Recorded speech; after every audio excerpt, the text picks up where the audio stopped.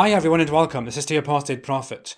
I'm not outside, it's probably very easy to tell. I actually did want to go to Minneapolis for this video, but given the current circumstances, the lockdown and COVID and all that, I didn't think it would be very practical and very desirable. You might wonder why I chose such a dramatic title, but I want to use this wording to make a point. In Minneapolis, America, and in several cities, places throughout Canada, the Islamic call to prayer is heard in this month of Ramadan in 2020. I kind of wanted to wait with this to see how the whole situation unfolds, what happens after Ramadan. But I just can't help it anymore. I just feel like this concerns me and so many others. Because I come from a country where I had to listen to the Islamic call to prayer all day. I had to wake up to that, which made me hate the mornings. I had to hear it throughout the day, even when I was working from home and when I had business conversations with people from other parts of the world. And in the background,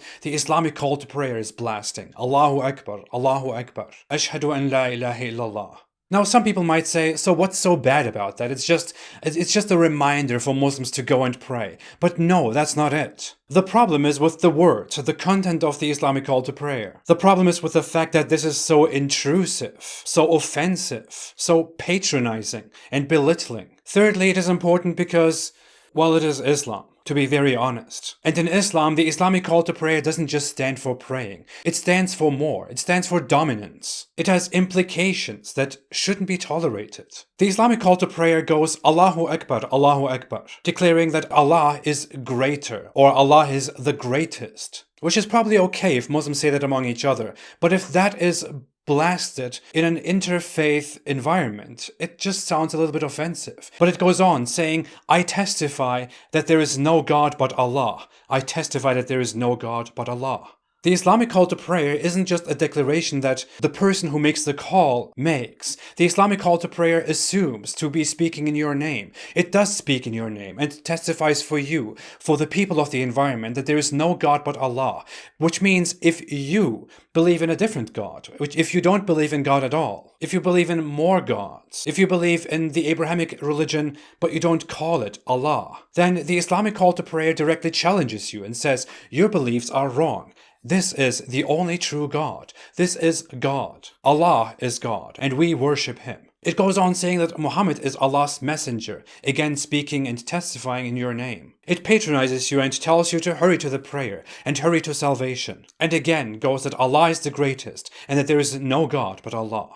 The Islamic call to prayer was used by Islamic armies, by Muhammad and by his people to declare superiority above others, to challenge their gods. It was used when conquering a place. It was used when attacking the enemies. The first two lines are phrases that were frequently used to declare that this land belongs to Allah, to declare that the gods that others believe in are meaningless and that Allah will dominate over them, that Allah is better, greater. It is a declaration of war, of superiority, of supremacism. When Islam conquers a place, the place is declared sacred by announcing the Islamic call to prayer, which symbolizes that this land is now Islamic land. Islamic nations, Islamic cultures know it very well, that the Islamic call to prayer stands for this is an Islamic land. This is a land under Islam. Similarly, when a baby is born, for example, you are supposed to recite the Islamic call to prayer into the ears of the baby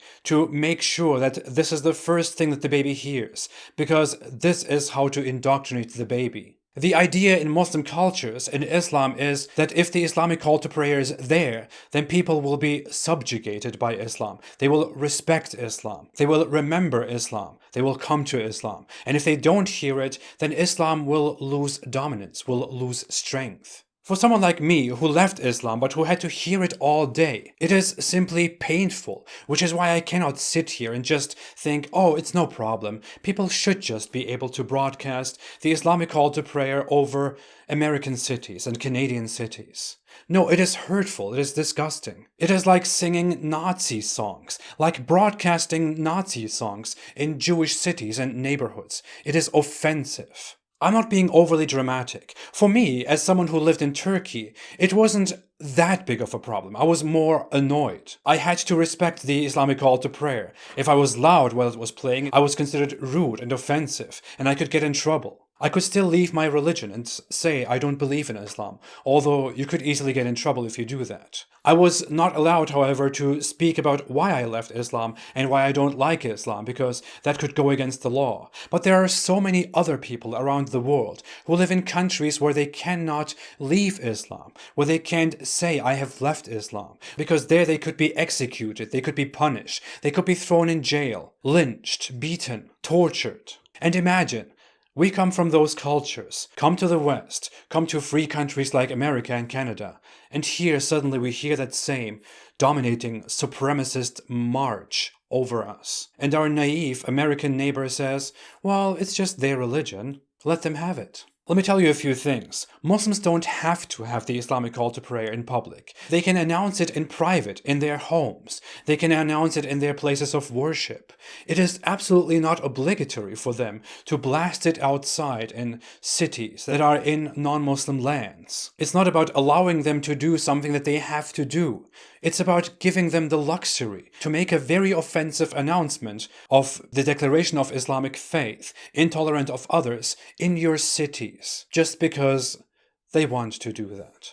Meanwhile, you can't have church bells in Islamic countries. You can't say, your religion is false, my religion is right, in Islamic countries. You cannot go out and say, I left Islam because of this and this and this in Islamic countries. You cannot say Islam is wrong because ABC in Islamic countries. But here we have to tolerate the Islamic call to prayer because of respect, inclusion, tolerance.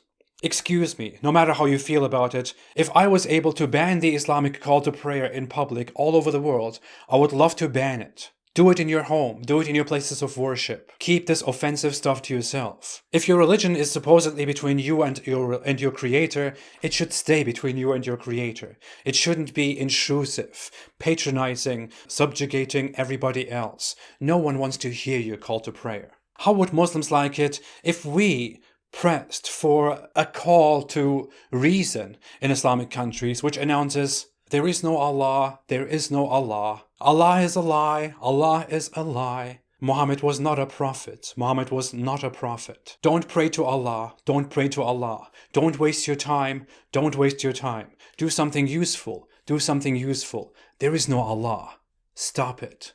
Of course, that would be just a dream. Muslims would never allow such a practice to happen in their countries, in their regions, in their circles.